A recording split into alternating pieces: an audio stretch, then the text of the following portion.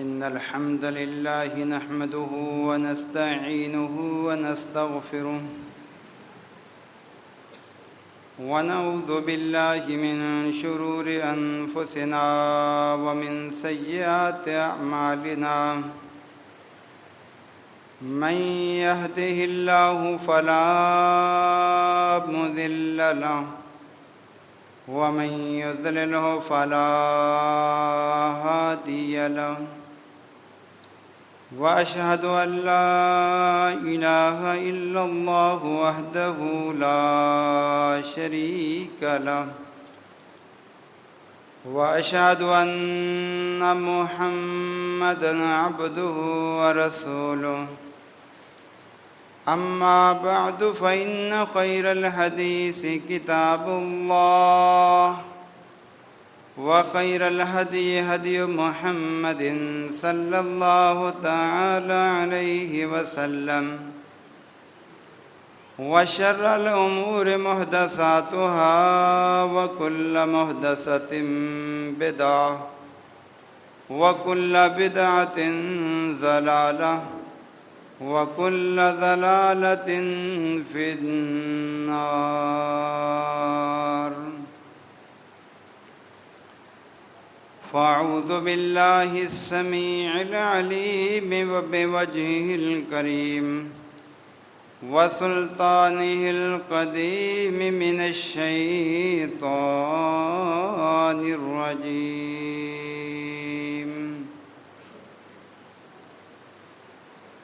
قد أفلح من زكاها قد أفلح من زكاها وخاب من دساها رب اشرح لي صدري ويسر لي أمري واحلل عقدة من لساني يفقهوا قولي اللهم انفعنا بما علمتنا وعلمنا ما ينفعنا وزدنا علما سبحانك لا علم لنا إلا ما علمتنا إنك أنت العليم الحكيم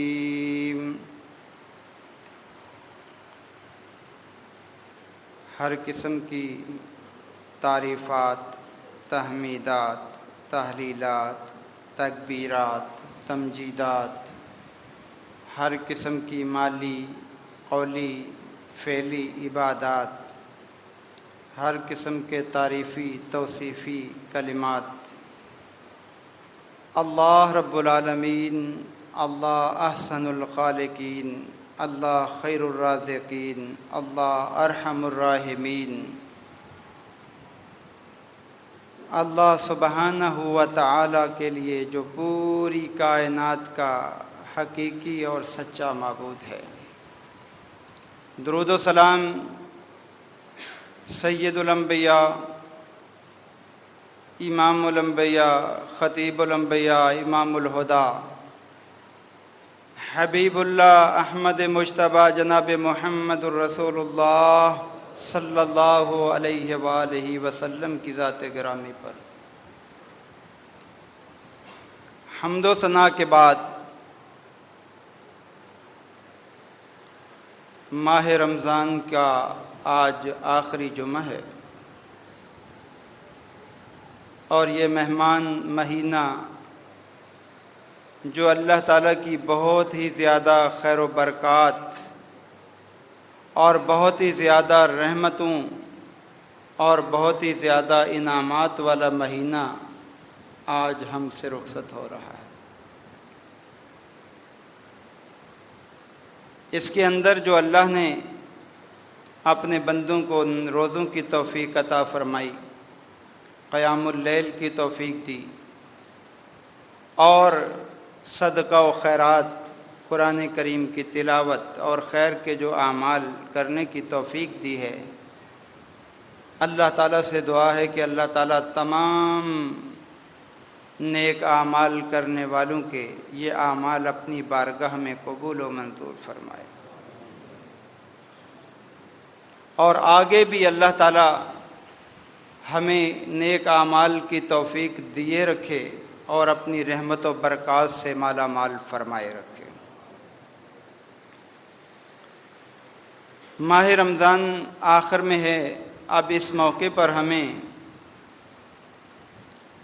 اپنا محاسبہ بھی کرنا ہے کہ ہم نے اس ماہ رمضان میں کیا کھویا ہے، کیا پایا ہے۔ ہم اللہ کی رحمتیں حاصل کرنے میں کس قدر کامیاب ہوئے ہیں اور کہاں تک ہمیں ناکامی کا سامنا کرنا پڑا ہے۔ اسی حوالے سے میں نے آپ کے سامنے سورہ الشمس کی آیت نمبر 9 اور 10 تلاوت کی ہے۔ اس کے اندر اللہ تعالیٰ نے بہت سی قسمیں کھا کر، بلکہ 8 آیات اس سے پہلے کی ہیں جو وہ ساری کی ساری قسموں پر مبنی ہیں۔ یہ قسمیں کھا کر اللہ تعالیٰ نے ہمیں ایک اہم مسئلہ سمجھایا ہے۔ میں پہلے بھی آپ کو بتا چکا ہوں کہ اللہ تعالیٰ کی ذات وہ ذات ہے، اگر قسم نہ بھی کھائے پھر بھی مومنوں کا ایمان اور عقیدہ ہے کہ اللہ کی ہر بات سچی ہے، اللہ سے بڑھ کر کوئی سچا نہیں۔ قرآن کریم میں آیات ہیں، وَمَنْ أَصْدَقُ مِنَ اللَّهِ قِيلًا وَمَنْ أَصْدَقُ مِنَ اللَّهِ حَدِيثًا۔ اللہ سے بڑھ کر کائنات کے اندر بات کرنے کے اعتبار سے صحیح کوئی نہیں، اور اللہ سے بڑھ کر کوئی سچی بات کہنے والا کوئی نہیں۔ کوئی شک شبہ نہیں ہے اللہ کے احکام میں، اللہ کے فرامین میں۔ لیکن قسمیں کھا کر جب ایک مسئلہ بیان کیا جا رہا ہے تو اس میں کوئی خاص حکمت ہے، اس کے اندر اللہ تعالیٰ کوئی خاص بات ہمیں سمجھانا چاہتے ہیں۔ عربی زبان کے جاننے والے اس بات کو سمجھتے ہیں کہ اللہ تعالیٰ کا جو اسلوب ہے قرآن مجید میں، کہیں قسم اللہ ذکر کرتا ہے تو پھر اس کا جواب قسم بھی اللہ ذکر کرتا ہے۔ قسم کا جواب ہوتا ہے، جس طرح شرط کا جواب ہے اسی طرح قسم کا بھی جواب ہوتا ہے۔ تو اللہ تعالیٰ نے سورہ الشمس کے اندر بڑی بڑی چیزوں کی قسمیں کھائی ہیں، اور پھر اس کے جواب میں ایک بڑا اہم مسئلہ ذکر کیا ہے۔ وہ مسئلہ اگر میں اور آپ سمجھ گئے تو ہماری دنیا بھی سنور گئی اور آخرت بھی۔ آج آپ کو وہ مسئلہ سمجھانا چاہتا ہوں۔ سورہ الشمس کے اندر اللہ تعالیٰ نے سب سے پہلے جو ہے قسم کھائی ہے، وَالشَّمْسِ وَضُحَاهَا، مجھے سورج کی قسم اور اس کی دھوپ کی قسم، اس کی روشنی کی قسم۔ سورج کتنی بڑی چیز ہے، آپ ذرا دیکھیں، پوری دنیا کو ایک ہی سورج جو ہے وہ روشنی فراہم کر رہا ہے، پوری دنیا کو۔ ہم بڑی سے بڑا جو ہے وہ اگر بلب بنا لیں، کوئی ٹیوب لائٹ بنا لیں تو ایک کمرہ بمشکل جو ہے وہ روشن ہوتا ہے اللہ کے دیے ہوئے علم سے۔ لیکن اللہ کا چاند سورج جو ہے دیکھیں پوری دنیا کو روشن کر رہا ہے۔ وَالْقَمَرِ إِذَا تَلَاهَا، اللہ فرماتے ہیں مجھے چاند کی قسم، جب چاند سورج کے پیچھے آ جائے، پہلے سورج آتا ہے، سورج غروب ہونے کے بعد پھر چاند نکل آتا ہے۔ یہ اللہ کا نظام ہے۔ وَالشَّمْسُ وَالْقَمَرُ، یہ سورج اور چاند جو ہے نا اللہ کے حکم کے تابع ہیں، ایک دوسرے کے آگے پیچھے آتے ہیں، ٹکراتے نہیں ہیں یہ سیارے۔ اب جو ہے چاند کی بھی اللہ نے قسم کھائی، اس کے پیچھے آنے کی۔ چاند کتنا بڑا ہے، پوری دنیا میں ایک ہی چاند ہے، اور اللہ نے اس کی منازل بنا رکھی ہیں۔ کہ اتنی منزلیں طے کرے گا، اس کے بعد اتنے دن چھپ جائے گا، پھر دوبارہ نکلے گا. اور پھر ہماری عبادات کا معاملہ بھی اللہ تعالیٰ نے چاند ہی کے حوالے سے رکھا کہ چاند کو دیکھو تو روزے رکھو، چاند کو دیکھو عید کرو، چاند کو دیکھو تو اپنی جو ہے حج کے اوقات جو ہے وہ معلوم کرو. غرض کہ یہ اللہ نے بڑے فوائد رکھے. تو چاند کی اللہ نے قسم. واللیل اذا یغشاہا، رات کی اللہ نے قسم کھائی جب رات جو ہے سورج کو چھپا دے، ڈھانپ لے، پردہ کر دے. رات کو پردے والی بھی کہا جاتا ہے اس لیے کہ رات آنے کے بعد جو ہے وہ ساری چیزیں پردے میں آ جاتی ہیں، اندھیرا ہو جاتا ہے، چھپ جاتی ہیں. تو یہ اللہ تعالیٰ کتنی بڑی بڑی چیزوں کی قسمیں کھا رہا ہے، کتنی بڑی چیزوں کی قسمیں. آگے اللہ نے اور بھی بہت ساری قسمیں کھائی ہیں. اللہ تعالیٰ نے پورا اس کا نقشہ بڑے پیارے انداز میں کھینچا ہے کہ اتنی قسمیں کھائیں، اتنی قسمیں کھائیں کہ انسان کے ذہن کے اندر یہ بات بیٹھ جائے کہ اس کے بعد اب آگے جو ہے وہ کوئی چیز ہے ہی نہیں جو اس کے مقابلے میں آئے. اللہ تعالیٰ نے فرمایا واللیل اذا یغشاہا والسماء وما بناہا، ہم نے آسمان کی قسم کھائی اور اس کے بنانے والے کی بھی قسم. آسمان کو کس نے بنایا؟ میں اور آپ جانتے ہیں اللہ نے بنایا، اللہ کے علاوہ کوئی آسمان بنا نہیں سکتا. والسماء وما بناہا والارض وما طحاہا، اللہ نے زمین کی قسم کھائی اور فرمایا جو اس کو بچھانے والا ہے اس کی بھی قسم.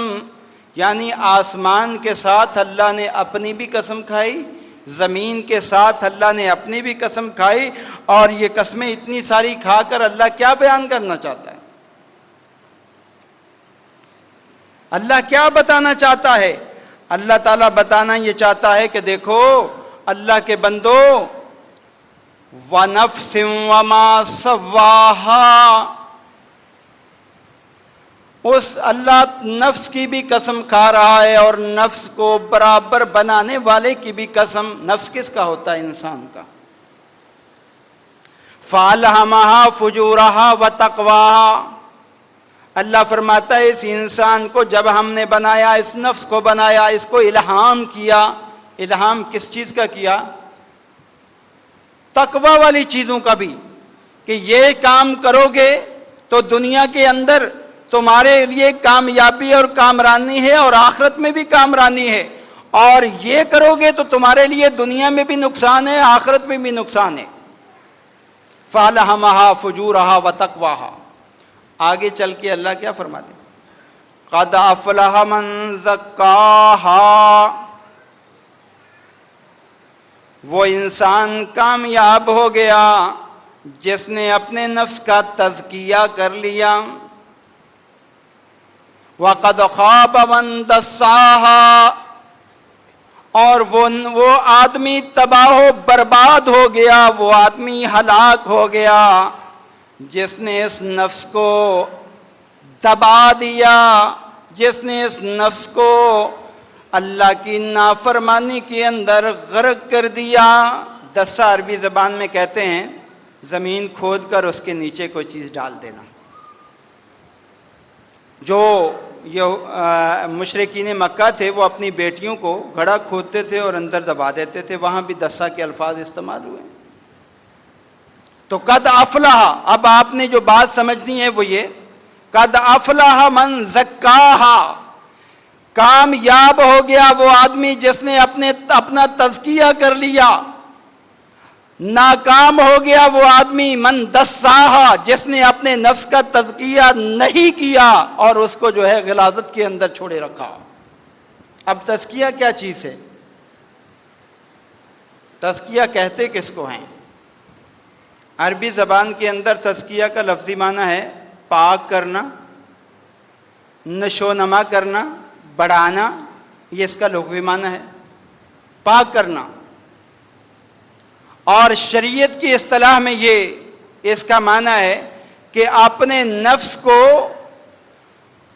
اللہ کی نافرمانی والے کاموں سے ہٹا کر اللہ کی فرما برداری والے کاموں میں لگانے کا عادی بنا لینا، نافرمانی سے ہٹا کر اللہ کی فرما برداری والے کاموں پہ لگا دینا، دن بدن جو ہے یہ پروان چڑھتا جائے، دن بدن نیک اعمال بڑھتے چلے جائیں، تو یہ اس کو عربی زبان میں تزکیہ کہتے ہیں۔ اور آپ نے کبھی دیکھا ہوگا گاؤں دیہات کے اندر لوگ جب کوئی اپنی فصل بوتے ہیں، فصل کے ساتھ کوئی جڑی بوٹیاں بھی اگاتی ہیں، پھر وہ ان جڑی بوٹیوں کو اکھاڑتے ہیں اور جو ہے نکالتے ہیں۔ کیوں؟ اس لیے کہ اگر یہ جڑی بوٹیاں رہ گئیں تو اصل زمین کی طاقت یہ کھا جائیں گی، کھاد جو ڈالیں گے یہ اس کا اثر لے جائیں گی، ہم جو کیمیکل ڈالیں گے یہ اثر لے جائیں گی، لہذا ان کو اکھاڑ دو، جو ہماری اصل فصل ہے اس کو باقی رہنے دو۔ اس کو عربی زبان میں تزکیہ کہتے ہیں۔ مطلب یہ ہے کہ اپنی زندگی سے زوائد کو نکال دینا اور اللہ کی فرما برداری کا عادی بن جانا، یہ تزکیہ ہے۔ اور ماہ رمضان کے اندر وہ انسان کامیاب ہوا جس نے اپنے نفس کا تزکیہ کیا، جس نے اپنے نفس کو نیک اعمال کا عادی بنا لیا اور گناہوں سے اپنے آپ کو بچا لیا۔ قد افلح من زکاہا، وہ کامیاب ہو گیا، وہ کامران ہو گیا۔ اللہ تعالیٰ نے جو انسان کے نفس بنائے ہیں نا، یہ 3 قسم کے بنائے ہیں۔ ہر انسان کو اللہ تعالیٰ نے 3 طرح کے نفس دیے ہیں، اور دینے کے بعد اس کو اختیار دیا ہے، تو کون سا نفس بنانا چاہتا ہے اپنا آگے تو بنا لینا۔ دنیا کے اندر میں نے 3 نفس رکھے ہیں، اور تینوں کا ذکر اللہ نے قرآن مجید میں کیا ہے۔ پہلا نفس ہے نفس مطمئنہ۔ یہ نفس ایسا پیارا نفس ہے کہ جس کو نیکی کی ہر وقت طلب رہتی ہے، میں نیکی کر لوں، میں اچھا کام کر لوں، میں جو ہے وہ نماز پڑھ لوں، میں جو ہے صدقہ کر لوں، میں زکوٰۃ دے دوں، میں اللہ کی نافرمانی سے اپنے آپ کو بچا لوں۔ یہ نفس مطمئنہ ہے، اور یہ ایسا پیارا نفس ہے جو سب سے اعلیٰ ہے، اور اللہ کو جو منظور اور مطلوب ہے مومنوں سے وہ یہ ہے۔ اللہ تعالیٰ سورہ الفجر کے اندر اعلان فرماتے ہیں، یا ایتھا النفس المطمئنہ، جس بندے نے اپنا نفس مطمئنہ بنا لیا، اچھا بنا لیا، نیکی کرنے والا بنا لیا، گناہوں سے بچنے والا بنا لیا، کل قیامت کے دن اللہ اعلان فرمائے گا، اے نفس مطمئنہ، اے وہ نفس جو دنیا کے اندر میرا پسندیدہ نفس بن چکا تھا، ارجعی الی ربک راضیۃ مرضیہ، آؤ اپنے رب کے پاس آ جاؤ، تمہارا رب تم سے راضی اور تم اپنے رب سے راضی ہو۔ اللہ یہ نفس ہمارا بنا دے، اللہ یہ نفس ہمیں عطا کر دے۔ کل قیامت کے دن اللہ یہ فرمائے کہ میں تم سے راضی اور تم مجھ سے راضی۔ علامہ اقبال نے اس کو بڑے پیارے انداز میں ڈالا، خودی کو کر بلند اتنا، خودی کو کر بلند اتنا کہ ہر تقدیر سے پہلے خدا بندے سے خود پوچھے بتا تیری رضا کیا ہے۔ خدا بندے سے خود پوچھے بتا تیری رضا کیا ہے، اور یہ نفس مطمئنہ کو حاصل ہوتی۔ اللہ پوچھے گا، اے میرے بندے کیا چاہیے؟ راضیۃ مرضیہ، فادخلی فی عبادی وادخلی جنتی۔ اے نفس تو نے مجھے دنیا میں راضی کر لیا، اب تیرا مقام یہ ہے، جا میری جنت کے اندر داخل ہو جا، میرے نیک بندوں کے اندر شامل ہو جا۔ بڑی پیاری یہ نفس ہے، اور اس کی کیا کہنے۔ حضرت عبداللہ بن عباس رضی اللہ تعالیٰ عنہ بڑے نیک انسان تھے، متقی تھے، پرہیزگار تھے، نفس کو نفس مطمئنہ بنا رکھا تھا، گناہوں سے بچنے والے، اللہ کے نبی کے چچا زاد بھائی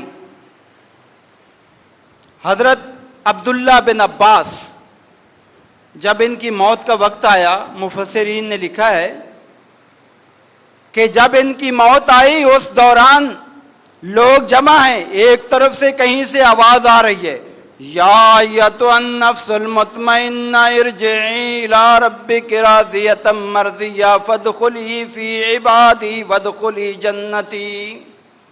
لوگ دائیں دیکھتے ہیں، آواز کہاں سے آ رہی ہے نظر نہیں آیا، بائیں دیکھتے ہیں نظر نہیں آیا، سمجھ گئے یہ اللہ کی طرف سے کوئی انعام ہے، اللہ کی طرف سے آواز دینے والا کوئی آواز دے رہا ہے، اے نفس مطمئنہ جنت کے اندر داخل ہو جا۔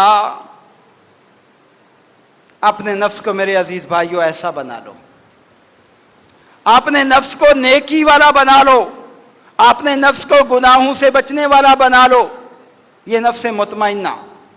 دوسرا نفس ہے لوامہ، یہ دوسرے درجے کا نفس ہے۔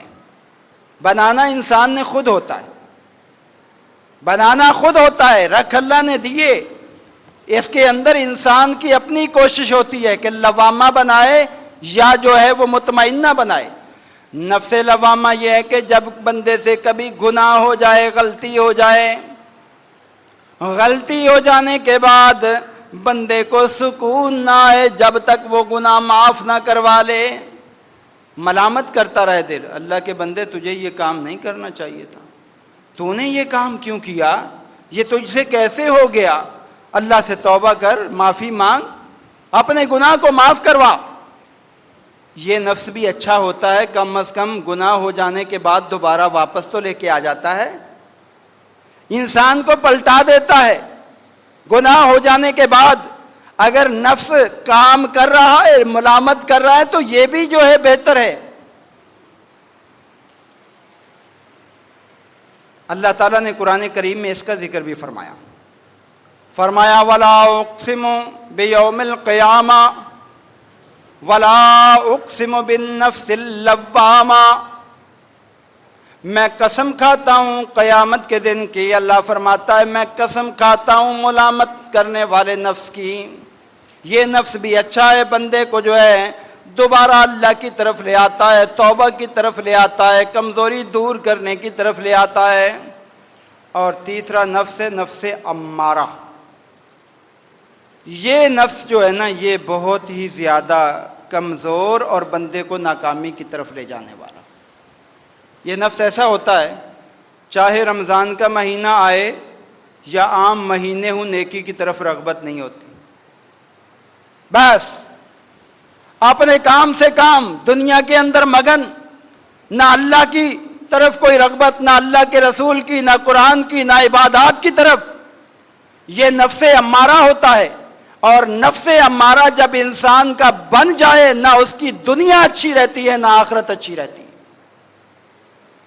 اس سے اللہ کی پناہ مانگا کرو، اللہ نفس امارہ سے بچا لینا، اللہ نفس امارہ نہ بنانا ہمارا کہ ماہ رمضان کا مہینہ آئے پھر بھی ہم چوری کرتے نظر آئیں، ماہ رمضان کا مہینہ آئے ڈکیتی کرتے نظر آئیں، ماہ رمضان کا مہینہ آئے اور ہم جو ہے اللہ کی نافرمانی کرتے نظر آئیں۔ یہ نفس امارہ ہے، اور نفس امارہ یہ خواب من دساہا کے زمرے کے اندر آتا ہے۔ یہ بندے کو دنیا میں بھی ذلیل کرواتا ہے اور آخرت میں بھی۔ پہلی قوموں نے نفس امارہ بنایا، قوم نوح نے امارہ بنایا، اللہ نے فرمایا مما خطیئاتہم اغرقوا، میں نے ان کو دنیا میں غرق کر دیا۔ قوم عاد نے نفس امارہ بنایا، اللہ تعالیٰ نے فرمایا ہم نے ان کو جو ہے تباہ و برباد کر دیا۔ قوم سمود نے نفس امارہ بنایا، فرعون نے نفس امارہ بنایا، شداد نے نفس امارہ بنایا، تباہ و برباد ہو گئے۔ ابو جہل نے نفس امارہ بنایا، ذلیل و خوار ہو گئے۔ اور ایسے نفس سے ہمیشہ اللہ کی پناہ مانگا کرو۔ اگر آپ غور کریں نا میرے عزیز بھائیوں، اللہ تعالیٰ کے جو نبی ہیں ان کی زندگی کا اصل جو ٹارگٹ اور مقصد تھا وہ لوگوں کے نفس کو جو ہے نا وہ مطمئنہ بنانا تھا، نفس کا تزکیہ کرنا تھا۔ اللہ تعالیٰ نے قرآن کریم میں بہت سارے مقامات پر انبیاء علیہ السلام کا ذکر کیا، اور اس کے اندر ان چیزوں کا بھی ذکر کیا کہ جن کے بارے میں ان کی کامیابی تھی، کامرانی تھی۔ اللہ تعالیٰ نے قرآن کریم میں موسیٰ علیہ السلام کا ذکر فرمایا، اور فرمانے کے بعد کیا فرمایا؟ ہم نے موسیٰ علیہ السلام کی ایک ذمہ داری لگائی، اذهب الى فرعون انه طغى، اے موسیٰ ہم نے آپ کو نبی بنا لیا ہے اور نبی کی ذمہ داری ہے اللہ کا دین پہنچائے، جائیے آپ فرعون کو جا کر جو ہے وہ دعوت دیجیے۔ وقت کے فرعون کے سامنے جانا کتنا مشکل کام ہے، اس نے سرکشی کر رکھی ہے، اس نے نفس امارہ بنا لیا ہے۔ کیا کہنا اس کو؟ فَقُلْ هَلْ لَكَ إِلَىٰ أَن تَزَكَّىٰ، اس سے جا کے یہ کہیں اللہ کے بندے اپنے نفس کو تبدیل کر لے، اپنے نفس کا تزکیہ کر لے، اپنے نفس کو نیکیوں والا بنا لے، اپنے نفس کو گناہوں سے دور کرنے والا بنا لے۔ تو اللہ نے موسیٰ علیہ السلام کو تزکیہ کرنے کے لیے بھیجا کہ جاؤ ان کو تزکیہ کرو، ان کو صاف کرو، ان کو پاک کرو۔ اور جب ہمارے پیارے نبی علیہ السلام کی باری آئی، ابراہیم خلیل اللہ سے دعا مانگ رہے ہیں۔ کیا دعا مانگتے ہیں؟ بیت اللہ کی تعمیر مکمل کرنے کے بعد ابراہیم اور اسماعیل علیہما السلام اللہ سے دعا مانگتے ہیں۔ پہلی دعا مانگی ربنا تقبل منا انک انت السمیع العلیم، اے اللہ ہم نے جو یہ کام کیا ہے اس کو قبول بھی فرما لے۔ ہمیں بھی ماہ رمضان کے روزوں کے بارے دعا مانگنی چاہیے، ربنا تقبل منا انک انت السمیع العلیم۔ نیک کام کرنے کے بعد مومن گھمنڈ نہیں کرتا، بلکہ پھر بھی اللہ کے سامنے قبولیت کی دعائیں کرتا ہے۔ اب اللہ کے محبوب پیغمبر کے لیے دعا مانگی ابراہیم خلیل اللہ نے، ربنا وبعث فیہم رسولا منہم یتلو علیہم آیاتک ویعلمہم الکتاب والحکمت ویزکیہم انک انت العزیز الحکیم۔ ابراہیم خلیل اللہ سے دعا مانگتے ہیں، اے اللہ ایک نبی بھیج ان کے اندر، اہل مکہ میں اس گھر کے آس پاس کے رہنے والے جو ہے یہاں پر نبی بھیج، یتلو علیہم آیاتک، جو تیری آیات ان کے سامنے پڑھ کر سنائے۔ مطلب یہ ہے کہ قرآن پڑھ کر ان کو سنائے۔ نبی کی زندگی کا پہلا مقصد تلاوت آیات، اور دوسرے نمبر پر فرمایا وَيُعَلِّمُهُمُ الْكِتَابَ وَالْحِکْمَةَ، نبی ان کو کتاب کی تعلیم دے۔ کتاب سے مراد قرآن کے معانی اور مفاہیم سمجھائے، قرآن کے اندر اللہ کے جو احکامات ہیں وہ بتائے۔ وہ ساری چیزیں نبی کی ذمہ داری، اور اللہ کے نبی نے یہ ذمہ داری ادا کی، صحابہ کو قرآن کی تفسیر توضیح ساری سمجھائی۔ اور والحکمت، ان کو حکمت سکھائے۔ حکمت سے مراد امام شافعی کہتے ہیں اللہ کے نبی اپنی جو باتیں ہیں وہ لوگوں تک پہنچائیں جن کو ہم آج احادیث نبوی کہتے ہیں۔ آج جو منکرین حدیث ہیں ان کو سوچنا چاہیے، کتاب سے مراد تو کتاب اللہ ہو گئی، حکمت سے مراد کیا ہے؟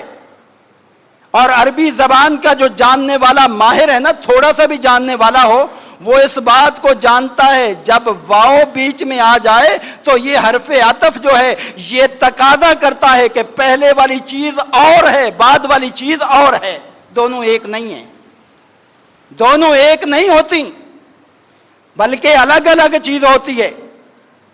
کتاب الگ چیز ہے، حکمت الگ چیز ہے۔ جیسے جانی زید و زید، اگر کوئی بندہ کہے تو اس کو کہتے ہیں یہ عربی جاننے والا نہیں ہے۔ زید آیا ایک ہی بندہ دو بار آ گیا؟ نہیں، یہ نہیں ہو سکتا۔ جانی زید و عمر، زید آیا اور عمر آیا، زید الگ ذات اور عمر الگ ذات ہے۔ اسی طرح اللہ نے فرمایا کہ نبی کی ذمہ داری کیا ہے؟ یعلمہم الکتاب والحکمہ، وہ نبی تمہیں کتاب سکھاتا ہے اور حکمت کی تعلیم۔ اور چوتھی بات کیا ہے جو اصل مقصود ہے؟ وَيُزَكِّيهِمْ، وہ نبی ان کا تزکیہ کرے، ان کو پاک کرے۔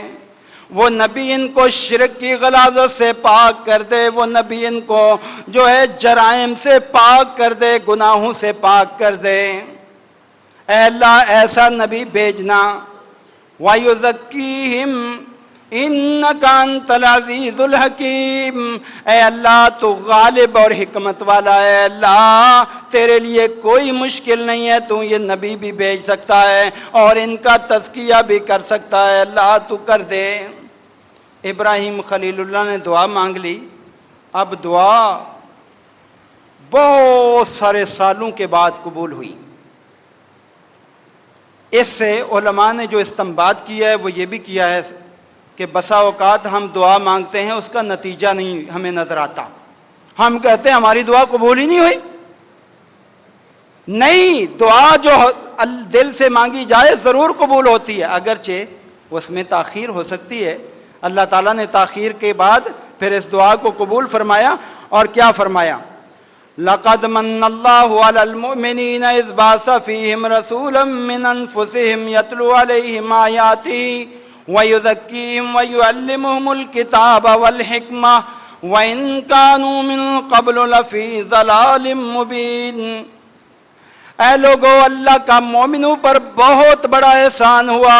ابراہیم خلیل اللہ نے جو دعا مانگی تھی اس کے نتیجے میں اللہ نے اپنا نبی بھیج دیا جو ان کے نفسوں میں سے ہی تھا۔ نفسوں سے مراد جو ہے کہ وہ انسانوں میں سے ہی تھا۔ آج یہ بات بھی ہمارے لوگوں کو سمجھ میں نہیں آتی۔ اللہ فرماتے ہیں من انفسہم، انسانوں میں سے میں نے رسول بھیجا۔ ہم کہتے ہیں نہیں جی، وہ تو نور تھے۔ سوچتے نہیں، کبھی نوریوں کا باپ نہیں ہوتا، ماں نہیں ہوتی، رشتہ دار نہیں ہوتے۔ یہ تو انسان کی خاصیت ہے کہ اس کے ماں بھی ہے، باپ بھی ہیں، رشتہ دار بھی ہیں، اور اللہ نے ذمہ داری کیا لگائی اس وقت بھی؟ فرمایا یتلو علیہم آیاتہ، وہ نبی ان کے سامنے آیات تلاوت کرے گا۔ جو ابراہیم علیہ السلام نے دعا مانگی منو عن، اللہ نے وہ پوری کی۔ منو عن، کوئی اس میں ترمیم نہیں کی، اس میں بھی تھا کہ وہ آیات تلاوت کرے، اس آیت میں بھی ہے کہ وہ آیات تلاوت کرے گا، کرتا ہے۔ اور آگے کیا؟ وَيُعَلِّمُهُمُ الْكِتَابَ وَالْحِكْمَةَ، ان کو کتاب اور حکمت کی تعلیم بھی دیتا ہے، اور وَيُزَكِّيهِمْ، اور ان کا تزکیہ کرتا ہے، وَيُعَلِّمُهُمُ الْكِتَابَ وَالْحِكْمَةَ، اور ان کو کتاب اور حکمت کی تعلیم بھی دیتا ہے۔ اور یہی مفہوم اللہ تعالیٰ نے سورہ الجمعہ میں بھی بیان کیا ہے، هُوَ الَّذِي بَعَثَ فِي الْأُمِّيِّينَ رَسُولًا مِّنْهُمْ۔ کہنے کا مقصد یہ ہے کہ اصل جو ہمارے نبی کی بعثت کا مقصد تھا وہ یہ تھا کہ لوگوں کو نیکی کی راہ پہ ڈال دیا جائے اور برائیوں سے لوگوں کو دور کر دیا جائے۔ اور یہ مقصد جو ہے نا، یہ رمضان میں بدرجہ اتم جو ہے پورا ہوتا ہے۔ نیکی کا جذبہ بڑھ جاتا ہے اور برائی کا جذبہ کم ہو جاتا ہے۔ کیسے؟ جو ماہرین ہیں نا تزکیہ کے، روحانی علاج کے اور روحانیت کے، وہ کہتے ہیں کہ اگر کوئی بندہ اپنے نفس کا تزکیہ کرنا چاہتا ہے تو 4 چیزیں اس کے لیے ضروری ہیں۔ 4 چیزوں کی ریاضت بندہ کر لے، اس کا نفس جو ہے وہ تزکیہ والا بن جاتا ہے۔ وہ کون سی 4 چیزیں ہیں؟ سب سے پہلی چیز یہ ہے کم خوری۔ کم خوری، انسان کھانا کم کھائے، اس سے کیا ہوتا ہے؟ اس سے نفس جو امارہ ہے وہ کم ہوتا ہے اور روحانیت کی طرف نفس جاتا ہے۔ سستی کاہلی، تو آپ دیکھیں، آپ جب زیادہ کھا لیتے ہیں نا تو آپ کو سستی کاہلی آ جاتی ہے، آپ دل چاہتا ہے سو جائیں، نیند آتی ہے۔ لیکن آپ بھوکے ہوتے ہیں تو اس دوران نیند بھی نہیں آتی۔ کم خوری جو ہے یہ انسان کو اللہ کے قریب کرنے کا ذریعہ بنتی ہے، خواہشات کو مٹانے کا ذریعہ بنتی ہے، اور اس کی تائید حدیث نبوی سے بھی ہوتی ہے۔ اللہ کے محبوب پیغمبر نے ایک دن نوجوانوں کو بلایا اور بلانے کے بعد ان کو بڑی پیاری نصیحت فرمائی۔ فرمایا یا معاشر الشباب من استطاع منکم الباءۃ فلیتزوج، اے نوجوانوں کی جماعت، میں تمہیں نصیحت کر رہا ہوں، جو تم میں سے بالغ ہو چکے ہیں، شادی کے اہل ہو چکے ہیں اور شادی کی طاقت ان کے اندر موجود ہے، فلیتزوج، ان کو چاہیے کہ وہ شادی کر لیں۔ استطاعت ہے، استطاعت سے مراد کچھ علماء کہتے ہیں کہ مالی استطاعت، کچھ کہتے ہیں جسمانی استطاعت۔ جسمانی تو ہونا ضروری ہے، اگر بندہ شادی کا اہل ہی نہیں ہے تو پھر کسی کی بہن بیٹی کی عزت خراب نہ کرے، اور مالی استطاعت بھی ہو تو اچھی بات ہے۔ اور آگے چل کر محبوب کبریا نے کیا فرمایا؟ وَمَن لَّمْ يَسْتَطِعْ فَعَلَيْهِ بِالصَّوْمِ، اے نوجوانوں کی جماعت، جس کے پاس شادی کرنے کے اسباب اور وسائل موجود نہیں، یا تو لڑکی نہیں مل رہی یا پھر اور کوئی مسائل ہیں، اس کو چاہیے پھر روزے رکھے، کم خوری کی طرف آ جائے، کم خوری کی طرف آ جائے۔ فَإِنَّهُ لَهُ وِجَاءٌ، جب وہ کم کھائے گا پھر اس کا نفس جو ہے اسے برائی کی طرف آمادہ نہیں کرے گا، برائی سے بچ جائے گا۔ روزے رکھنے کی وجہ سے اللہ تعالیٰ اس کو روحانیت کی طرف لے آئیں گے اور برائی کا خاتمہ ذہن سے ہو جائے گا۔ فَإِنَّهُ لَهُ وِجَاءٌ، تو سب سے پہلا اسٹیج جو تزکیہ کا ہے وہ کم کھانا۔ اللہ کے نبی بھی فرمایا کرتے تھے بھائی کھانے میں اعتدال رکھو، کھانے میں اعتدال رکھو، یہ نہ ہو آج ہماری حالت یہ ہوتی ہے کوئی اچھا کھانا آ جائے نا تو بس خوب جو ہے پیٹ بھر لینا ہے چاہے بد ہضمی کیوں نہ ہو جائے۔ نہیں میرے بھائی، ابھی کچھ کھانے کی طلب باقی ہو کھانا چھوڑ دینا، ایک حصہ کھانے کے لیے، ایک پینے کے لیے، ایک ہوا کے لیے بھی تو چھوڑیں۔ تو کم خوری یہ تزکیہ کی طرف لاتا ہے، اور بسیار خوری یعنی زیادہ کھانا یہ جو ہے یہ خواہشات کی طرف لے جاتا ہے۔ دوسرے نمبر پہ کم گوئی، بات جو ہے اس میں بہت زیادہ احتیاط کرنا، بولنے میں اعتدال، فضول باتیں سے اجتناب، پرہیز کرنا۔ اور رمضان میں کیا سکھایا؟ مَن لَّمْ يَدَعْ قَوْلَ الزُّورِ وَالْعَمَلَ بِهِ فَلَيْسَ لِلَّهِ حَاجَةٌ فِي أَن يَدَعَ طَعَامَهُ وَشَرَابَهُ، وہ بندہ جو کھانا پینا تو چھوڑ دیتا ہے لیکن جو ہے وہ جھوٹی باتیں نہیں چھوڑتا، جھوٹے قول نہیں چھوڑتا، عمل نہیں چھوڑتا، تو اس کا نقصان کیا ہوتا ہے؟ اس کے روزے کا فائدہ نہیں ہوتا، اس کو وہ تزکیہ کی طرف آتا ہی نہیں، اس لیے کہ اللہ نے جو تزکیہ رکھا تھا گناہوں سے بچنا وہ کرتا ہی نہیں۔ تو محبوب کبریا نے کم کھانے کی طرف رغبت دلائی، اور تزکیہ کے لیے یہ چیز روحانیت کے جو ماہرین ہیں انہوں نے بھی لازم قرار دی کہ کم کھاؤ کم بولو، اس لیے کہ جب ہم زبان سے بات کرتے ہیں نا تو یہ نہ سمجھا کریں کہ یہ بات ہم نے جو کر دی ہے اب یہ اس کا کوئی ہم سے پوچھا نہیں جائے گا، کوئی پکڑ نہیں ہوگی۔ اللہ کیا فرماتے ہیں سورہ قاف کے اندر؟ اللہ فرماتے ہیں ما یلفظ من قول الا لدیہ رقیب عتید، اے لوگو تم جو بھی لفظ ادا کرتے ہو نا زبان سے، اللہ کے فرشتے پہلے سے تیار ہوتے ہیں لکھنے کے لیے کہ فوراً نوٹ کرو۔ اور کل قیامت کے دن اللہ تعالیٰ زبان پر مہر لگا دے گا، یوم نختم علی افواہہم وتکلمنا ایدیہم وارجلہم بما کانوا یکسبون، انسان نے جو اعمال کیے، جو اس نے جو ہے برائیاں کی، یہ ساری کی ساری جو ہے یہ کل قیامت کے دن اعضاء گواہی دے کر بتا دیں گے۔ تو اللہ کے بندو کم گوئی کم بولنا، اللہ کے پیغمبر فرمایا کرتے تھے قولوا للناس حسنا، جب بھی بات کرو تو اچھی بات کرو، ایسی بات کرو جس سے کوئی تکلیف نہ ہو کسی کو، بلکہ اللہ راضی ہو جائے۔ ایک حدیث میں یہاں تک آتا ہے کہ اللہ تعالیٰ کا اصول ہے جب بندہ کوئی بات کرتا ہے نا اور اللہ کی پسند والی بات ہوتی ہے، اللہ اس بات کی وجہ سے اس کو اتنا اونچا مقام دے دیتا ہے، اتنا اونچا اعلیٰ کہ انسان تصور بھی نہیں کر سکتا تھا۔ اور بسا اوقات اس کی زبان سے ایسی بات نکلتی ہے کہ اللہ اس کو اتنا نیچے گرا دیتا ہے کہ انتہائی گہرائی کے اندر وہ چلا جاتا ہے۔ حضرت معاذ رضی اللہ عنہ ایک دفعہ اللہ کے نبی سے ملنے کے لیے آئے تو آپ صلی اللہ علیہ وسلم نے فرمایا اے معاذ اپنی زبان کو کنٹرول میں رکھنا۔ اللہ کے نبی کیا مطلب؟ آپ نے فرمایا سب سے زیادہ لوگ جو جہنم میں جائیں گے نا، اس کی وجہ سے جائیں گے، زبان کی وجہ سے، زبان کی وجہ سے جہنم میں جائیں گے۔ اور روزہ کیا سکھاتا ہے؟ صحیح بات کرو، اللہ کا ذکر کرو، قرآن کی تلاوت کرو، اور جو ہے واعظ و نصیحت کرو، یہ اچھی باتیں کرو۔ تو 3 اصول ہو گئے تزکیہ کے۔ چوتھا اصول کیا ہے؟ کم خوابی،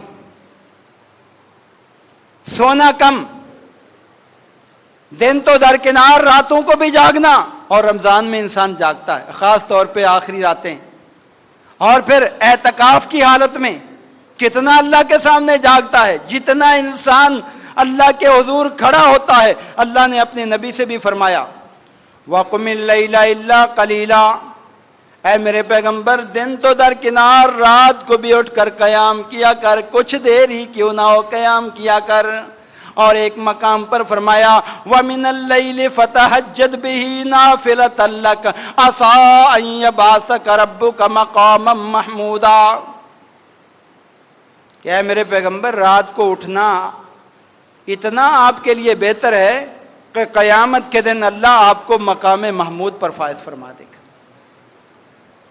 اللہ کے پیغمبر نے ہمیں بھی یہ تعلیم دی ہے، جب بھی اذان ہو تم دعا مانگا کرو، اور اس کے اندر جو ہے میرے لیے مقام محمود کی بھی دعا مانگو۔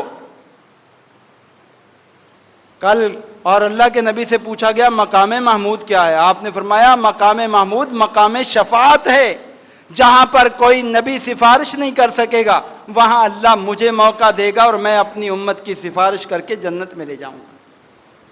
تو یہ 4 اصول اگر ہم دیکھیں تو چاروں کو چاروں ماہ رمضان میں پائے جاتے ہیں، کم خوری بھی، کم گوئی بھی، اور اس کے علاوہ کم خوابی بھی، اور چوتھا اصول ہے کم امیزی، لوگوں سے بہت کم ملنا، اللہ سے تعلق زیادہ کرنا، اور یہ بھی عام طور پہ رمضان میں ہی ہوتا ہے۔ تو اس لیے اپنے اندر تقویٰ پیدا کرنا ہے تو یہ چیزیں پیدا کیجئے، انشاءاللہ اللہ تعالیٰ بہت ہی زیادہ انعام و اکرام دیں گے۔ اور اللہ تعالیٰ نے دوسرے مقام پر بھی فرمایا قد افلح من تزکا، کامیاب ہو گیا وہ آدمی جس نے اپنے نفس کا تزکیہ کر لیا، جس نے اپنے نفس کو گناہوں کی غلاظت سے، گندگی سے پاک کر لیا،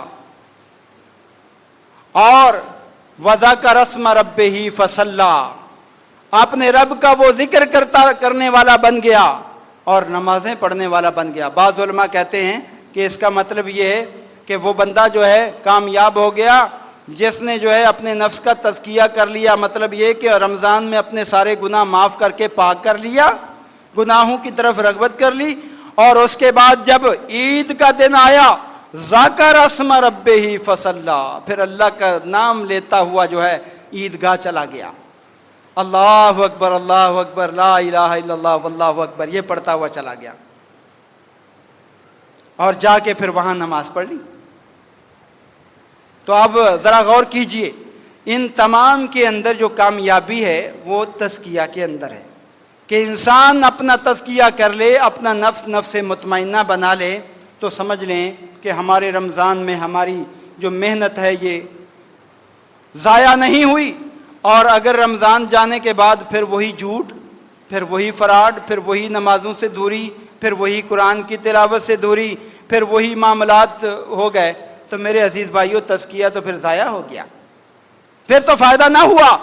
اللہ نے جو ہماری تربیت کی پورے مہینے کے اندر کہ بھائی آپ نے نمازوں کی پابندی کرنی ہے، آپ نے قرآن کی تلاوت کثرت سے کرنی ہے، آپ نے جو ہے نیک اعمال زیادہ سے زیادہ کرنے ہیں، اگر رمضان جانے کے بعد ہم نے یہ ساری باتیں چھوڑ دیں، دوبارہ نفس کو جو ہے آلودہ کر لیا گناہوں سے، تو پھر جو ہے خواب من دساہا کی تصویر ہم خود بن گئے۔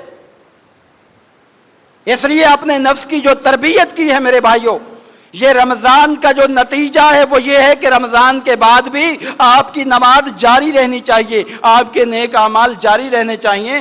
اگر یہ نہ ہوا تو پھر ناکامی ہے۔ کل قیامت کے دن بھی جب انسان اللہ کے حضور پیش ہوگا نا، تو اس کو جنت اسی تزکیہ کی بنا پر ملے گی۔ تقویٰ اور تزکیہ قریب قریب ہے، تقویٰ راستہ ہے تزکیہ کا، تقویٰ راستہ ہے یہ نفس کو پاک کرنے کا اور اصل مقصود تزکیہ ہے۔ اللہ قرآن کریم میں فرماتے ہیں، سورہ طٰہٰ آیت نمبر 76 ہے، فرمایا جنات عدن تجری من تحتہا الانہار، اللہ نے جنتیں تیار کر رکھی ہیں جو ہمیشہ کی جنتیں ہیں، ان کے نیچے سے نہریں جاری ہیں، خالدین فیہا، میرے نیک بندے تزکیہ کرنے والے، اپنے نفس کو گناہوں سے پاک کرنے والے، کل قیامت کے دن اس جنت کے اندر داخل ہو جائیں گے جہاں ہمیشہ رہیں گے۔ اللہ ہمیں اس جنت کا وارث بنا دے۔ اے اللہ ہمارا تزکیہ کر کے اس جنت عدن کے اندر ہمیں داخل فرما دے کہ جو ہمیشہ کی جنت ہے۔ وَذَلِكَ جَزَاءُ مَن تَزَكَّىٰ، یہ جنت کسے ملے گی؟ اس جنت کا وارث کون بنے گا؟ اس جنت کے اندر کون داخل ہوگا؟ اللہ کا قرآن کہتا ہے وَذَلِكَ جَزَاءُ مَن تَزَكَّىٰ، یہ جنت ان لوگوں کو ملے گی جنہوں نے اپنے نفس کو پاک کر لیا ہوگا، نفس کا تزکیہ کر لیا ہوگا۔ نفس کو پاک کرنا، نفس کو پاک کرنے کے اندر اللہ کے بندوں ساری چیزیں شامل ہیں۔ نفس پاک، آپ کا اگر کسی مسلمان سے کوئی اختلاف ہے نا، جھگڑا ہے، تو یہ بھی آپ کا نفس آلودہ ہے، اس کو بھی ختم کریں، اللہ کی رضا کے لیے معاف کریں۔ حدیث مبارکہ میں آتا ہے کہ دن رات جو ہے اللہ کے فرشتے اعمال کو لے کر اللہ کے پاس جاتے ہیں، لیکن وہ بندے جو آپس میں دنیاوی اعتبار سے ناراض ہیں، دینی ناراضگی جو ہے یہ اللہ قبول کر لیتا ہے، دنیاوی ناراض ہیں تو اللہ تعالیٰ فرشتوں سے کہتا ہے ان کے عمل ابھی روک کر رکھو، ابھی میرے پاس نہیں لاؤ، حتیٰ یصطلحا، ہو سکتا ہے یہ صلح کر لیں، ہو سکتا ہے یہ آپس میں مل بیٹھیں، ہو سکتا ہے ان کے اندر جو کمزوری ہے اس کو دور کر لیں۔ ہماری رشتہ داروں سے اختلافات، ہمارے جو ہے اپنے پڑوسیوں سے اختلافات، یہ سارے ختم کریں، یہ تزکیہ کے منافی ہیں یہ چیزیں۔ اللہ کی رضا کے لیے معاف کریں، اور جب اللہ کی رضا کے لیے آپ معاف کریں گے دیکھیں اللہ آپ کو عزت کتنی دیتا ہے۔ ادفع باللتی ہی احسن، اللہ فرماتے ہیں کسی مخالف کا دفاع کرو تو احسن طریقے سے کرو، احسن طریقے سے۔ فَإِذَا الَّذِي بَيْنَكَ وَبَيْنَهُ عَدَاوَةٌ كَأَنَّهُ وَلِيٌّ حَمِيمٌ، پھر جو تمہارا دشمن ہے وہ بھی ایک نہ ایک دن تمہارا جو ہے وہ جگری دوست بن جائے گا۔ آپ کا رویہ اچھا ہوگا تو جن کے دلوں میں مخالفت ہے وہ بھی آپ کے اپنے بن جائیں گی۔ تو اس لیے اپنے آپ کو ہر قسم کے گناہوں سے پاک کر لیا ہے، تزکیہ ہو گیا ہے تو اللہ کا شکر ادا کریں، اور آئندہ یہ اپنی تربیت جو ہے یہ جاری رکھیں کہ ہم نے جو ہے اب آگے اگلے دنوں کے اندر بھی اللہ کی فرما برداری جو ہے وہ جاری رکھنی ہے۔ اپنی اصلاح کے ساتھ ساتھ بچوں کی بھی اصلاح کریں، تاکہ کل قیامت کے دن کہیں ایسا نہ ہو آپ تو حاجی صاحب بن گئے، پیچھے سے بچے پکڑ کے لے جائیں، اے اللہ یہ ہمارے ابو تھے، خود تو نمازی تھے، ہمیں تو کبھی نہیں کہا تھا نماز پڑھنے کے لیے آ جاؤ، خود تو حاجی تھے، ہمیں تو نہیں کہا تھا حج کر لو، خود تو نیک کام کرتے تھے، ہمیں تو نہیں کہا تھا، ہم ڈکیتیاں کر رہے تھے، انہوں نے منع نہیں کیا کہ نہ ڈکیتی کرو۔ اس لیے اپنے ساتھ ساتھ اپنے بچوں کا بھی سوچیں، اپنی تربیت کے ساتھ اپنے بچوں کی تربیت بھی کریں۔ ماہ رمضان کا یہ سبق پورا سال نہ بھولیں، اللہ سے دعا مانگتے رہیں، اے اللہ رمضان میں جو تو نے عبادات کی توفیق دی ہے اے اللہ بعد میں بھی دیے رکھنا، اس لیے کہ اللہ کی توفیق کے بغیر بندہ کوئی کام نہیں کر سکتا۔ آپ آج جمعہ کے اندر جو آئے ہو یہ بھی رب کی توفیق ہے، یہ بھی رب نے آپ کو پسند کیا ہے تو اپنے گھر میں لے آیا۔ اگر رب ناراض ہوتا تو اس وقت بھی آپ کو باہر ہی رکھتا۔ تو یہ اللہ کی توفیق مانگا کرو، اللہ کے نبی دعا کیا کرتے تھے، رب اعنی علی ذکرک و شکرک و حسن عبادتک، اے اللہ میری مدد کر اپنا ذکر کرنے پر، اپنا شکر ادا کرنے پر اور اچھی عبادت پر میری مدد کر۔ یہ اللہ کے نبی تو وہ عبادت بہت کیا کرتے تھے، اللہ تعالیٰ خود کہہ رہا ہے کہ میرے نبی آپ بہت زیادہ عبادت کرتے ہیں، قم اللیل الا قلیلا، اصل حکم جو ہے وہ امت کے لیے کہ آپ لوگ جو ہے اللہ سے دعا مانگو، اور لا حول ولا قوت الا باللہ کا مفہوم بھی یہی ہے کثرت سے پڑھا کرو لا حول ولا قوت الا باللہ.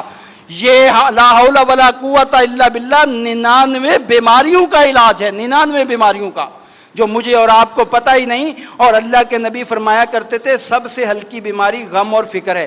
آج اس وقت جو امت مسلمہ ہے یہ غم کا شکار ہے. مہنگائی بہت ہو گئی ہے، پتہ نہیں کیا کریں گے، یار ایسا مسئلہ ہو گیا ہے، بیماری نہیں جا رہی، فلاں نہیں جا رہا. آپ اللہ کو راضی کرنے والے اعمال تو کریں. یہ شیطان کے لیے جو ہے یہ ایک گولی ہے جو اس کو ڈائریکٹ لگتی ہے کہ لا حول ولا قوت الا باللہ. اے اللہ میرے اندر کوئی طاقت نہیں کہ میں گناہ سے بچ سکوں، میرے اندر کوئی طاقت نہیں کہ میں نیکی کر سکوں. تیری مدد آتی ہے تو میں گناہ سے بچتا ہوں، تیری مدد آتی ہے تو میں جو ہے وہ نیکی کرتا ہوں. اللہ سے دعا مانگیں اے اللہ رمضان میں جو نیکیاں کی ہیں ان کو قبول فرما، آگے بھی نیکی کی توفیق دے. اور یہ بھی دعا مانگا کریں. اللہ کے نبی دعا مانگا کرتے تھے اللہم آت نفسی تقواہا وزکھا انت خیر من زکاہا. اے اللہ مجھے زندگی دے تو تقوی والی زندگی دے. تقوی کا مفہوم میں پہلے بیان کر چکا ہوں کہ انسان گناہ پر قادر ہو تب بھی گناہ سے بچے، یہ تقوی ہے. ایسی زندگی دے اللہ اگر گناہ کے اسباب بھی میسر ہو گئے تو میں گناہ سے بچ جاؤں، میں گناہ نہ کروں. آپ اگر غور کریں یوسف علیہ السلام کی اتنی تعریف کیوں ہوئی قرآن مجید میں، ان کے نام پر پوری سورت کیوں نازل ہوئی؟ اصل کردار ان کا کیا تھا کہ ایک عورت جو کہ ایک اعلیٰ خاندان کی بھی ہے، بادشاہ کی بیوی ہے اور برائی کی دعوت دے رہی ہے، وہ بھی تنہائی کے اندر آگے سے کیا جواب دیتے ہیں؟ قال معاذ اللہ، قال معاذ اللہ. یہ تقوی ہے. مریم صدیقہ، اور میری مائیں بہنیں بھی غور سے سنیں، مریم صدیقہ تنہائی میں اللہ نے اپنا فرشتہ انسانی صورت کے اندر بھیجا اور نوجوان ہیں، کوئی جو ہے بچی نہیں، تنہائی بھی مل چکی ہے، اسباب بھی سارے میسر ہیں. اس وقت بھی کہنے لگی انی اعوذ بالرحمن منک ان کنت تقیا. اے اللہ کے بندے اگر تیرے اندر تقوی موجود ہے تو میرے قریب نہ آنا، میں اللہ کی متقی اور پرہیزگار بندی ہوں، میرے قریب نہ آنا. آج افسوس ہے موبائل نے ہمارے اس معاشرے کو بگاڑ دیا ہے، اور میری جو ہے نوجوان بہنیں، میری نوجوان بیٹیاں کس طرح جو ہے غیر محرموں سے بات کر رہی ہیں. ذرا غور کیجئے، یہ تقوی کے منافی ہے، یہ تزکیہ کے منافی ہے. اگر آپ نے حقیقی مومنہ بننا ہے، آپ نے حقیقی مومن بننا ہے تو یوسف علیہ السلام کی زندگی کو یاد رکھنا، پھر حضرت مریم صدیقہ کی زندگی کو یاد رکھنا. وَزَكِّهَا أَنْتَ خَيْرُ مَنْ زَكَّاهَا. اے اللہ اس کو میرے نفس کا تزکیہ کر دے، تو بہترین تزکیہ کرنے والا ہے. اور جن کو تزکیہ کا ڈر اور خوف ہوتا ہے نا وہ ہر وقت یاد رکھتے ہیں. اور اللہ کے پیغمبر صلی اللہ علیہ وسلم نے قرآن پڑھ کر سنایا، دیکھو ان السمع والبصر والفؤاد کل اولئک کان عنہ مسئولا. اللہ نے تمہیں جو کان دیے ہیں نا، کان، اس کے بارے بھی اللہ نے سوال کرنا ہے. ان کانوں سے کیا سن کے آئے ہو؟ قرآن سنا، وعظ و نصیحت سنی، اچھی باتیں سنی، کیا سنا؟ آج موبائل نے یہ کانوں کو بھی خراب کر دیا ہے. اللہ کے بندو تنہائی کے اندر بھی کانوں کا خیال رکھو، لوگوں کے سامنے بھی کانوں کا خیال رکھو. اس بےہودگی اور میوزک کو اپنی زندگی سے نکال دو، یہ منافی ہے. اللہ نے تمہاری آنکھوں کے بارے بھی سوال کرنا ہے. یہ آنکھیں میں نے دی تھی، کہاں استعمال کی؟ قرآن پڑھا، احادیث پڑھی، اچھی چیزوں کو دیکھ کے جو ہے عبرت حاصل کی، یا پھر اس کو جو ہے غلط چیزوں میں لگا دیا؟ اور والفؤاد، اس دل کے بارے بھی اللہ نے پوچھنا ہے. اصل میں دل جو ہے نا یہ تزکیہ اور تقوی کا محور ہوتا ہے. اس کے بارے میں اللہ نے پوچھنا ہے. اے دل، یہ دل انسان کا بڑا قیمتی ہے، کبھی غور کیا کرو. یہ دل اللہ نے ایسا بنایا ہے، یہ 24 گھنٹے ہر لمحہ چلتا ہے، ایک سیکنڈ کے لیے بھی رکتا نہیں ہے.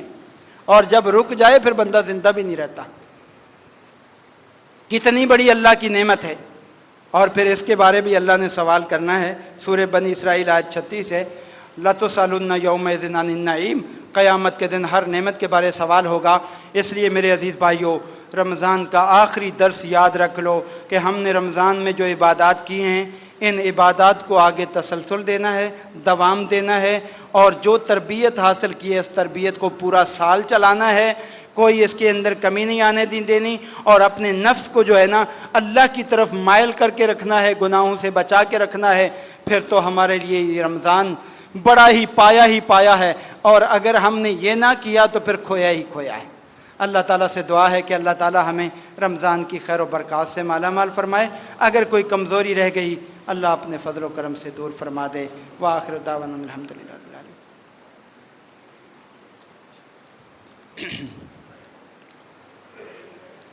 ان الحمد للہ نحمده ونستعینه ونستغفره ونعوذ باللہ من شرور انفسنا ومن سیئات اعمالنا، من يهده الله فلا مضل له ومن يضلل فلا هادي له، واشهد ان لا اله الا الله وحده لا شريك له، واشهد ان محمدا عبده ورسوله۔ اما بعد، فقد قال الله تبارك وتعالى في كلامه المجيد والفرقان الحميد: ان الله وملائكته يصلون على النبي يا ايها الذين امنوا صلوا عليه وسلموا تسليما۔ اللهم صل على محمد وعلى ال محمد كما صليت على ابراهيم وعلى ال ابراهيم انك حميد مجيد۔ اللهم بارك على محمد وعلى ال محمد كما باركت على ابراهيم وعلى ال ابراهيم انك حميد مجيد۔ ساتھیو، انشاءاللہ کل عید الفطر ہے، بڑی خوشی کا دن ہے، اللہ تعالیٰ خوب انعام و اکرام سے نوازنے والا ہے۔ تو آپ کی انتظامیہ نے الحمدللہ اس کے لیے جو ٹائم مقرر کیا ہے 7:15 بجے، اور یہ ڈپو 148 بلاک اور ڈپو کے درمیان سروس روڈ پر انشاءاللہ یہ عید ہوگی۔ خواتین کے لیے بھی پردے کا انتظام ہے، احباب اپنے ساتھ جائے نماز لے کر آئیں، اور جو کرسی پر بیٹھنے والے ہیں وہ کرسی بھی ساتھ لائیں، اور صدقۃ الفطر بھی جلد از جلد ادا کریں۔ اور اس کے علاوہ ایک اہم اعلان آپ سے کرنا ہے۔ رمضان آخری مراحل سے گزر رہا ہے، اور رمضان میں اللہ کی راہ میں خرچ کرنے کا بڑا اجر و ثواب ہے۔ ہمارے ہارون بھائی، جن کا پچھلے دنوں یہاں جنازہ بھی ہوا، بہت اچھے ساتھی تھے، نیک متقی پرہیزگار عبادت گزار تھے۔ ان کا مکان بہت خستہ حالت میں تھا، جس کے لیے آپ کے سامنے اعلان بھی کیا تھا۔ الحمدللہ ساتھیوں نے تعاون کیا، مکان الحمدللہ ان کا پورا بن گیا، لیکن رہنا ان کو نصیب نہیں ہوا، اللہ کی مرضی۔ اب جو مکان بنایا تھا اس کی تعمیر پر جو خرچہ آیا 1,50,000 جو ہے مزید اوپر ہو گئے، جو کہ ساتھیوں نے ملا کے قرضہ لے کے جو ہے وہ دیے ہیں۔ اس قرضے کو پورا کرنے کے لیے آپ بھائی اس ماہ رمضان میں اپنے بھائی کا ضرور ساتھ دیں، اور ان کے بچے بھی بیچارے کے معذور ہیں ذہنی طور پہ، آپ خود دیکھتے بھی ہیں، تو جتنا زیادہ ہو سکے اس قرض کی ادائیگی کے لیے آپ خوب تعاون کریں۔ ہو سکتا ہے کہ آپ کا یہ دیا ہوا اللہ تعالیٰ بہت زیادہ بڑھا کر اس کا اجر دے، تو اس میں بھائی خصوصی دلچسپی لیں۔ 1,50,000 ہے، جتنا دے سکتے ہیں، اور یاد رکھیں اس کے اندر عام صدقہ بھی دیا جا سکتا ہے، اس میں زکوٰۃ بھی دی جا سکتی۔ مقروض قرآن کریم میں ایک مقروض کا یعنی ذکر ہوا ہے کہ جو زکوٰۃ کا مستحق ہے، والغارمین، تو زکوٰۃ کی مد میں بھی آپ دے سکتے ہیں یہ۔ اور ویسے بھی میں ان تمام ساتھیوں کے لیے دعا گو ہوں کہ جو اس معاملے میں تعاون کر رہے ہیں یا کیا ہے، اللہ تعالیٰ ان کے آخرت میں جنت میں محلات تیار کروا دے، اور اللہ تعالیٰ خیر و برکات سے مالا مال فرمائے۔ خصوصی اس کو جو ہے وہ تعاون کیجئے گا۔ ہاں، یہ جو تعاون آپ کریں گے یہ میرے پاس یہاں جمع کرائیے گا، انشاءاللہ آپ کی یہ امانت ان تک پہنچا دی جائے گی۔ پہلے بھی الحمدللہ جو آپ نے امانت جمع کرائی، جہاں جہاں کے لیے میں نے کوشش کی ہے اللہ کے فضل و کرم سے وہ وہاں پہنچائیں۔ کچھ صاحب جو ہے قرآن کریم کے لیے بھی پیسے دیتے ہیں کہ بھائی یہ کسی مستحق لوگوں کو دے دے، میں نے وہ بھی کوشش کی ہے اللہ کے فضل سے اپنی طرف سے کہ جو مستحق ہے ان تک پہنچایا جائے۔ اس مرتبہ جو جتنے بھی معتکفین یہاں بیٹھے تھے سب کے لیے ترجمہ قرآن الحمدللہ ہم نے ان کو تحفۃً دیا ہے، تاکہ جو ہے وہ جو ہے پڑھیں اور اپنی زندگی سنوار لیں۔ تو اللہ تعالیٰ کے فضل و کرم سے جو آپ امانت جمع کراتے ہیں، میری کوشش ہوتی ہے کہ اس کو اچھی طرح جو ہے وہ پہنچا دیا جائے۔ اللہ تعالیٰ اگر کمزوری رہ گئی ہے تو اللہ معاف فرما دے۔ تو اور عید کے مسائل میں یہ ہے کہ جب عید کا چاند دیکھیں نا تو اللہ اکبر اللہ اکبر، پہلے تو دعا پڑھیں نا، اللہم احلہ علینا بالامن والایمان، یہ جو چاند دیکھنے کی دعا ہے۔ اس کے بعد آپ اس وقت سے تکبیرات پڑھنا شروع کر دیں گھر سے، شرمایا نہیں کریں دین کے کام میں۔ لوگ گانے گاتے ہوئے نہیں شرماتے اور آپ اللہ کا ذکر بلند کرتے ہوئے شرما جائیں۔ اللہ اکبر لا الہ الا اللہ واللہ اکبر، آپ کے گھروں سے آواز آنی چاہیے، آپ کی گلیوں سے آواز آنی چاہیے۔ اور پھر فجر کی نماز بھی باجماعت پڑھیں۔ اس کے بعد جو ہے کچھ میٹھی چیز کھائیں۔ میٹھی چیز سے مراد کھجور کھا لیں تو بڑی اچھی بات ہے، نہیں تو کوئی میٹھی چیز حلوہ وغیرہ ہے یا کھیر ہے وہ کھائیں۔ اس کے بعد تکبیرات پڑھتے ہوئے اللہ اکبر پڑھتے ہوئے عیدگاہ جائیں۔ اللہ کے نبی فرمایا کرتے تھے زینوا اعیادکم بالتکبیر، تم کپڑے پہن کر، تم جوتے پہن کر، تم جو ہے خوشبوئیں لگا کر خوبصورت بنتے ہو، اور اللہ تعالیٰ کی بنائی ہوئی عیدیں جو ہے یہ تکبیرات سے خوبصورت بنتی ہیں۔ خود تو خوبصورت بن جاؤ اور اللہ کی جو عید ہے اس کو خوبصورت نہ بناؤ تو کتنی نا انصافی ہوگی۔ جب آؤ تو تکبیرات بلند آواز سے پڑھتے ہوئے آؤ، ایک راستے سے آؤ، دوسرے راستے سے جاؤ، تکبیرات پڑھتے ہوئے جاؤ، اور عید کا خطبہ شروع ہونے تک عید گاہ میں بھی تکبیرات پڑھتے رہو۔ وہاں بھی جتنی آپ اللہ کی بڑائی بیان کریں گے اتنا اللہ سے زیادہ انعامات حاصل کریں گے۔ اور اس کے بعد جو ہے نماز پڑھیں، عورتیں جو ہے باپردہ ہو کر آئیں، خیال کریں اس بات کا، اس لیے کہ رمضان کی جو تربیت ہے وہ اسلامی تربیت ہے، باپردہ ہو کر جائیں اور آئیں اور نماز پڑھیں، اور جو خاص دنوں والی عورتیں ہیں وہ بھی آئیں اور دعا کے اندر شریک ہو جائیں۔ اور اس کے بعد جب آپ نماز پڑھ لیں اس کے بعد اللہ کے نبی نے فرمایا جب آپس میں ملو تو یہ دعا مانگا کرو، تقبل اللہ منا ومنکم، تقبل اللہ منا ومنکم۔ ہر زبان پر یہ دعا ہو، اللہ میرے روزے بھی قبول فرما لے، قیام اللیل ساری عبادتیں اللہ تیرے بھی قبول فرما لے۔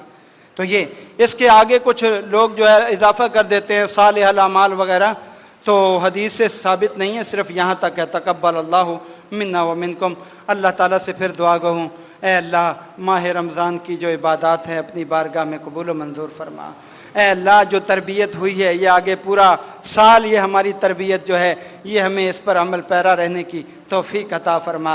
اے اللہ جو ماہ رمضان میں تو نے خیر و برکات رکھی ہیں ساری تمام اہل پاکستان کو اور دنیا کے مسلمانوں کو عطا فرما۔ یا عباد اللہ رحمکم اللہ، ان اللہ یامر بالعدل والاحسان وایتاء ذی القربی وینہی عن الفحشاء والمنکر ولذکر اللہ اکبر واللہ یعلم ما تصنعون۔